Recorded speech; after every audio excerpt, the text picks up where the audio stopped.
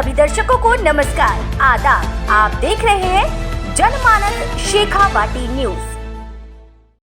निहालोट बुहाना स्वर्गीय राव शिवचंद राम यादव की द्वितीय पुण्यतिथि पर स्वर्गीय Shivchand Ram memorial charitable trust द्वारा प्रतिभा सम्मान, छात्रवृत्ति एवं किट वितरण तथा निशुल्क नेत्र व स्वैच्छिक रक्तदान शिविर का आयोजन 5 जुलाई शुक्रवार को प्रातः 9 बजे हवन कर किया गया। समारोह के मुख्य अतिथि सूरजगढ़ विधायक श्रवण कुमार थे। अध्यक्षता बुहाना प्रधान हरिकिशन यादव ने की। विशिष्ट अतिथि सिंघाना नगर पालिका चेयरमैन विजय पांडे रहे। लंबी सहड़ सरपंच नीरू यादव, बुहाना पंचायत समिति सदस्य शकुंतला यादव, पत्रकार Ramanand Sharma, retired RSS Babulal Yadav, Kotputli college principal Surendra Singh Yadav, Veer Ahir Nirman Seva के संस्थापक अध्यक्ष फौजी तेज बहादुर, राष्ट्रीय अध्यक्ष जोरावर सिंह, पतंजलि विश्वविद्यालय के पूर्व कुलपति शिक्षाविद डॉक्टर वाचस्पति कुलवंत, युवा नेता कर्मवीर यादव, प्रिंसिपल श्रीपाल यादव थे। सर्वप्रथम मुख्य अतिथियों ने शिवचंद राम यादव की प्रतिमा पर पुष्प अर्पित कर उन्हें श्रद्धांजलि अर्पित की। स्वागत भाषण एडवोकेट उमराव सिंह यादव ने दिया। मंच संचालन पत्रकार अनिल शर्मा ने किया। इस अवसर पर विभिन्न क्षेत्रों में उत्कृष्ट कार्य करने वालों व पत्रकारों को प्रतीक चिन्ह देकर सम्मानित किया गया।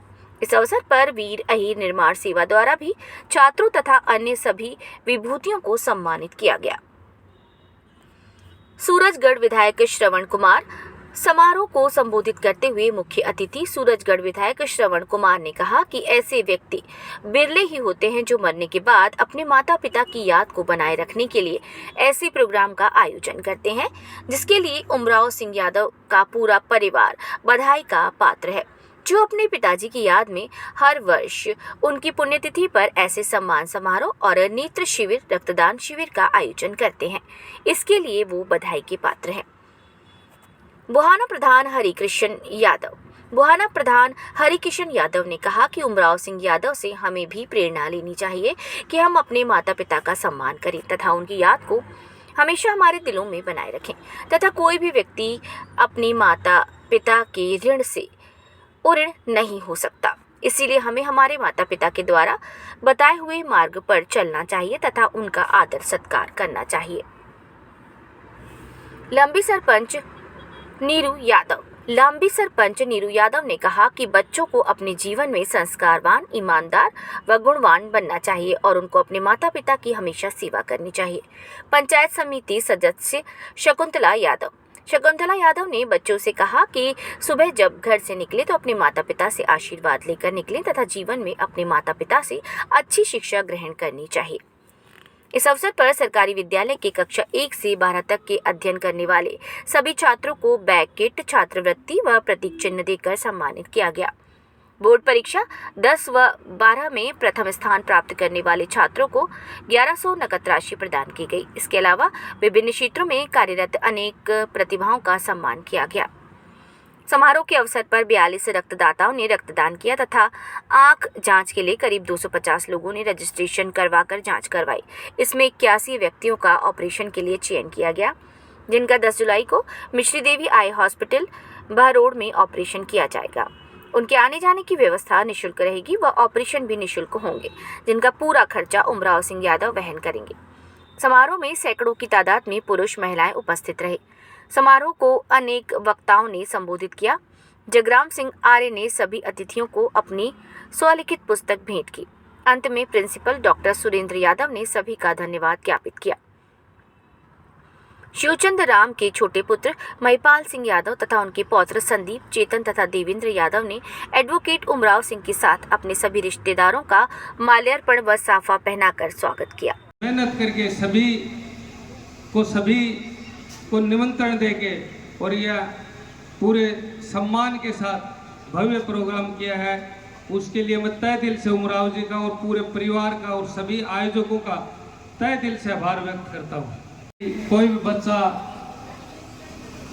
जो अलग अपना कीर्तिमान बनाता है, उनको सम्मान देकर एक प्रेरणा दी है कि जो भी अपने अलग छाप छोड़ता है उसके लिए उसको गर्व महसूस होता है। आजकल हम देखते हैं कहीं पढ़ाई के नाम पर तो कहीं कैरियर बनाने के नाम पर बूढ़े बेसहारा माता पिता को अकेला छोड़ देने का एक ट्रेंड सा चल पड़ा है।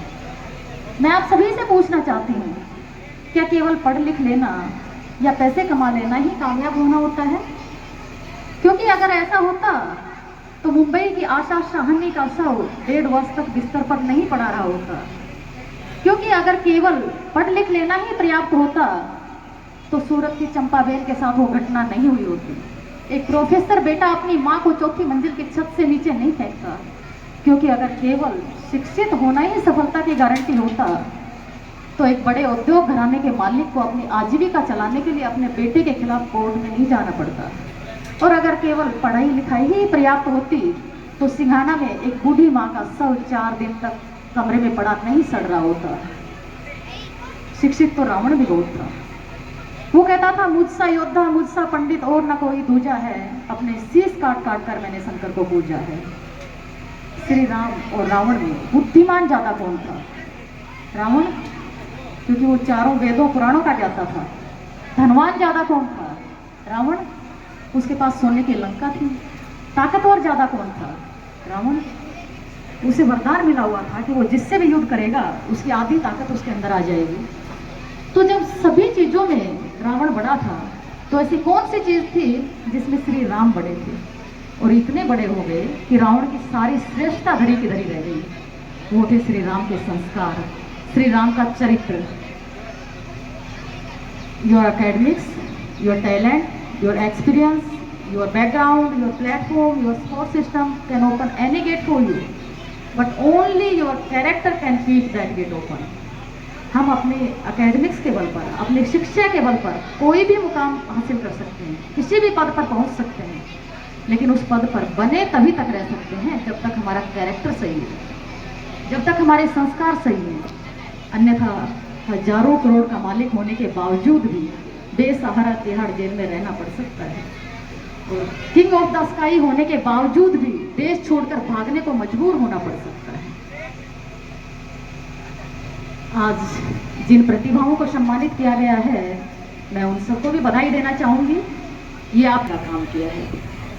मेहनत के बल पर किस तरह से शून्य से शिखर तक पहुंचा जा सकता है, इस तरह के उदाहरणों से हमारा इतिहास भरा पड़ा है। महाभारत काल से उदाहरण लें तो दुनिया का सबसे शानदार धनुर्धर कौन हुआ? मेट्रोपॉलिटन सिटी हस्तिनापुर में रहने वाला एलिट क्लास का बच्चा महाराजा धीराज पांडु का बेटा अर्जुन, जिसके पास आयुधों की कोई कमी नहीं थी, जिसके पास गांडीव जैसा दिव्य धनुष था, जिसके घर के बैकयार्ड में आर्चरी की प्रैक्टिस रेंज बनी हुई थी, जो गुरु द्रोणाचार्य जैसे अद्भुत कोच के गाइडेंस में प्रैक्टिस किया करता था, क्या वो अर्जुन दुनिया का सबसे शानदार धनुर्धर सिद्ध हुआ? दुनिया का सबसे शानदार धनुर्धर बना एकलव्य, जिसके पास आयुध के नाम पर मरे हुए जानवरों की हड्डियों से बना हुआ धनुष और सरकंडों से बने हुए तीर हुआ करते थे, जो गुरु द्रोणाचार्य की मिट्टी की मूर्ति बनाकर उसके समक्ष प्रैक्टिस किया करता था। वो एकलव्य दुनिया का सबसे शानदार धनुर्धर सिद्ध हुआ, और बिल्कुल सीमित संसाधनों के बावजूद इतना शानदार धनुर्धर हुआ कि महाभारत के द्रोण पर्व में श्री कृष्ण कहते हैं कि अगर एकलव्य अपने अंगूठे के साथ युद्ध में उपस्थित होता तो देव, दानव, राक्षस, नाग, मनुष्य सब मिलकर भी उसका मुकाबला नहीं कर सकते।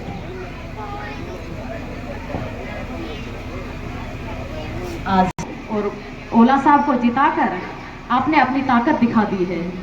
मैं हरिओम पंवार जी की चंद पंक्तियां आपको समर्पित करना चाहूंगी कि हमने कभी सिकंदर वाले रथ को वापस मोड़ दिया था, हमने 16 बार पकड़कर गोरी जिंदा छोड़ दिया था, हमने सागर की लहरों पर अपने पत्थर तैराए थे, हमने सीता जी के सत के आगे धरती को फटते देखा था, हमने राम धनुष के डर के आगे सागर को हटते देखा था।